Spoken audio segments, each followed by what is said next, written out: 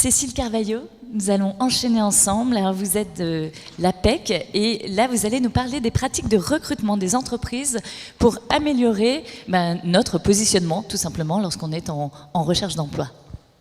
Oui, bonjour à tous, bonjour à toutes. Donc Cécile Carvalho, je suis consultante à l'APEC. Je ne vais pas vous faire voyager dans le temps, mais peut-être vous permettre de changer de posture et de vous mettre quelques instants dans la peau du recruteur. Parce que le métier de l'APEC, c'est faire se rencontrer des jeunes diplômés, des cadres en activité ou en reconversion. Et j'ai choisi cette posture-là parce que pour se rencontrer, c'est bien de se connaître. Et donc, voilà, vous donner le côté pratique des entreprises, ça m'a semblé important. Ça serait bien...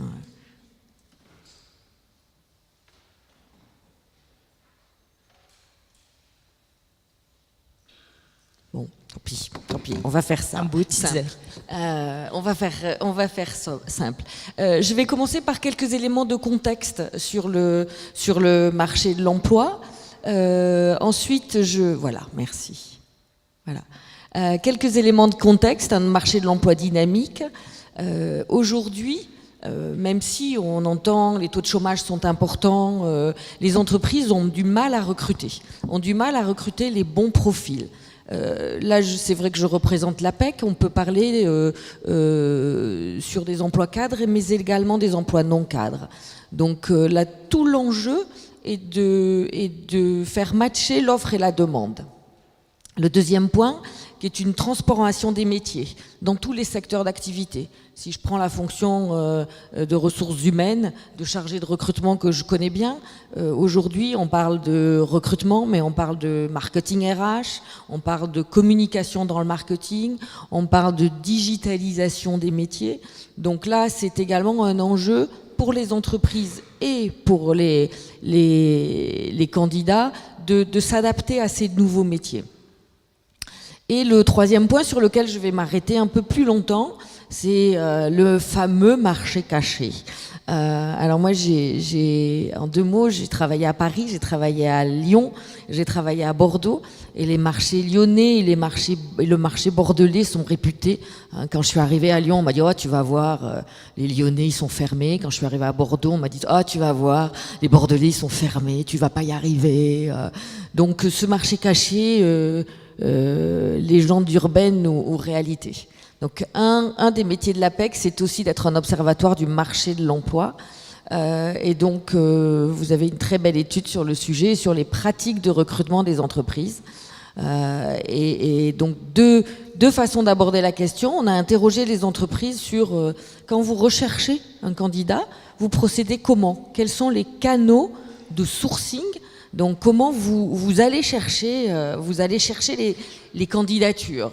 Et donc pour la grande majorité, pour plus de 80%, ils nous disent en premier, je vais diffuser une offre. Donc très clairement, ça veut dire que le marché n'est pas caché. Alors quand on dit ça, c'est diffuser une offre sur des job boards, mais c'est aussi diffuser une offre qu'il faut peut-être aller chercher un peu sur le site de l'entreprise. Donc là, on parle de marché transparent. La deuxième source de captage de candidature, c'est d'aller chercher sur les réseaux sociaux, c'est d'aller regarder dans les CVTech, c'est d'aller chercher dans les candidatures spontanées.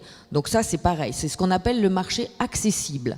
C'est accessible aux candidats de vous rendre, pour qu'ils se rendent visibles.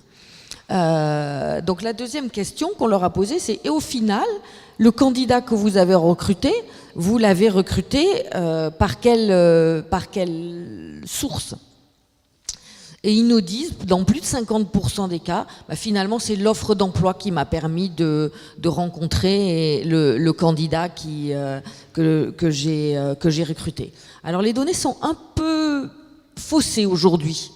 Parce que compte tenu de la multiplicité des canaux, un candidat peut voir une offre d'emploi, aller se positionner sur les réseaux sociaux professionnels, sur LinkedIn par exemple, et puis finalement faire une candidature spontanée.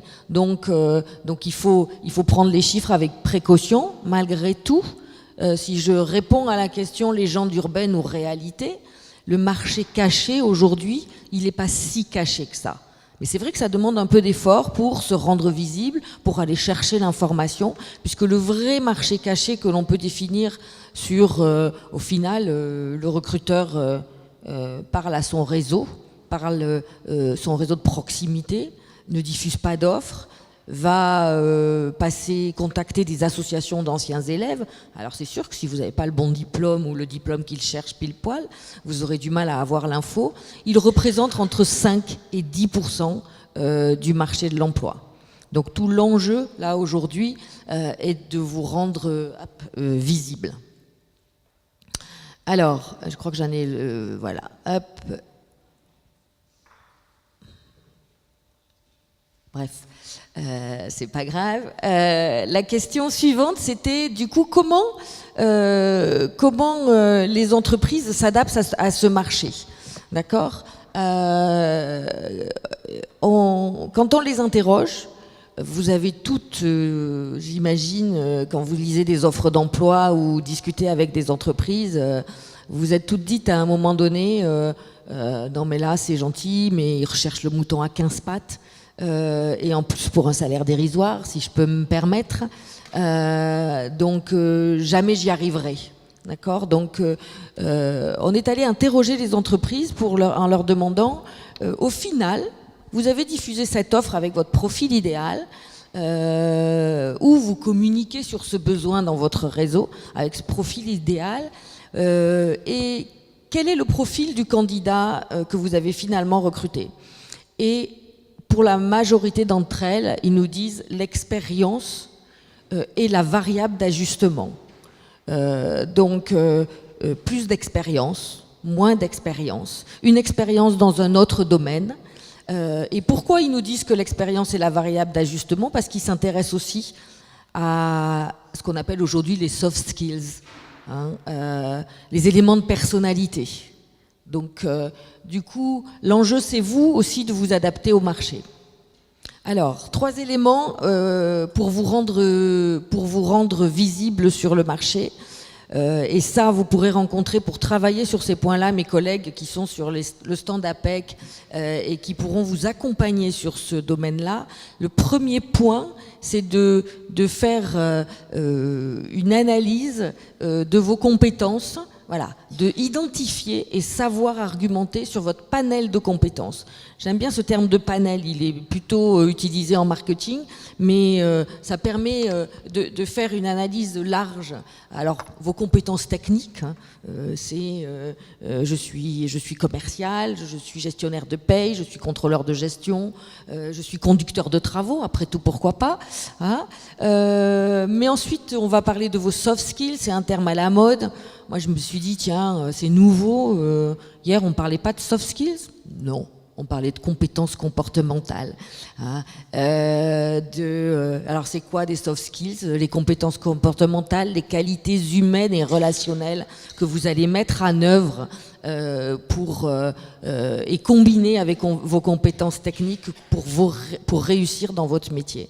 Et là, c'est vraiment un enjeu important de pouvoir valoriser ces compétences comportementales.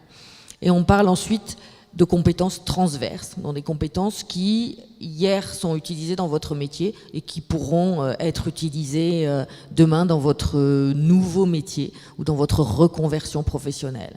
Alors, si je reviens 2 minutes sur les soft skills, ce qui est important, c'est que ce ne sont pas tout à fait les mêmes soft skills qui sont demandés aujourd'hui de celles qui étaient demandées hier. Hein, aujourd'hui, on parle de gestion du stress, on en parlait hier aussi. On parle d'intelligence émotionnelle. C'est un élément dont on parlait peu il y a quelques années. Hein, la façon dont vous allez pouvoir utiliser vos émotions pour gérer une équipe, pour interagir avec les autres. Donc je vous invite à fortement réfléchir sur ces différents points d'éléments de personnalité qui vont soutenir, porter votre candidature. Et bien évidemment vos valeurs. Et pour terminer, donc vous rendre visible, aborder ce marché qui est accessible aux candidats et adopter une démarche ciblée. Aujourd'hui, quand j'entends les recruteurs, souvent ils me disent « mais je ne comprends pas, les candidats ne savent pas lire ». Bon, surprenant. Hein. Et en fait, pourquoi ? Parce que ils ne mesurent pas, ils ne voient pas l'adéquation de la plupart des candidatures par rapport à le besoin qu'ils ont exprimé, soit sur leur site, soit sur une annonce, soit dans la presse. Et donc, je vous invite à avoir une démarche ciblée plutôt qu'une démarche que je qualifierais de tous azimuts, sur laquelle vous allez déployer beaucoup d'énergie, mais peu d'efficacité. Voilà. Retrouvez-nous sur notre stand. Merci beaucoup Cécile Carvalho. Je vais me permettre de vous demander, par rapport à cette recherche ciblée, en même temps on parle aussi beaucoup de transfert de compétences et aussi d'agilité, de flexibilité. Donc à un moment donné, comment cibler une recherche si on est dans l'ouverture en se disant tiens, par exemple cet univers je ne le connais pas mais j'ai envie de le découvrir et de répondre, l'annonce peut me donner envie. Oui.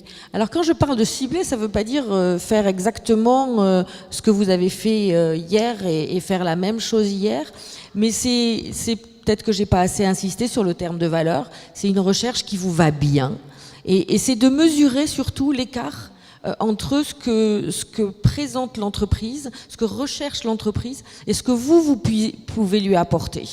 Et on peut changer de secteur d'activité sans pour cela faire un grand écart, hein, et mesurer également, grâce à vos capacités comportementales, votre capacité d'adaptation.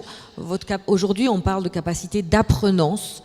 Hein, c'est de se dire qu'est-ce que je vais apporter à l'entreprise et en quoi ma connaissance de notre secteur d'activité, mes compétences vont pouvoir aider l'entreprise